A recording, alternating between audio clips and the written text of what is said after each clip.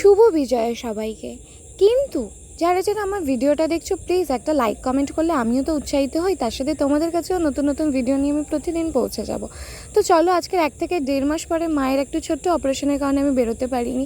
আজকের অনেকটা দিন পর সবাই একসাথে হলাম, সেই ছোটোবেলার মানুষগুলোর সাথে, দাদা দিদি আর আমার বান্ধবীর সাথে আমার এমন একটা বন্ডিং এখন হয়ে গেছে। ওর ফ্যামিলিতে ওকে যদি একটা ঠাস করে চড় মেরে দেয়, আমিও সেই মারটা খাই, এরকম একটা ব্যাপার এসে গেছে আমাদের মধ্যে। তো অনেক দিন পরে বেরিয়ে আমরা খুব খুশি হলাম। আমার মনটা বিশেষ করে খুবই ভালো, কারণ এই ফ্যামিলির একটু ছোট্ট অসুবিধার কারণে তো মন কদিন খারাপ ছিল। তা ওই মানুষটা পায়েস করতে ভুলে গেছে। আমারই বান্ধবী, কিছু না কিছু তো একটা ভুল ওর দ্বারা হবেই। তো আমি পায়েসটাকে করে দিলাম, আর চিকেন চাপ করেছিল সায়নিদি, ওর দিদি এত ভালো করেছিল। বড়দি চিকেন চাপটা বলার কথা না। আর এটা আমাদের বান্ধবী শ্রেয়ার থেকে এই কেকটা নেওয়া হয়েছিল, দারুণ টেস্ট ছিল এবং ডেকোরেশনও অনবদ্য হয়েছে।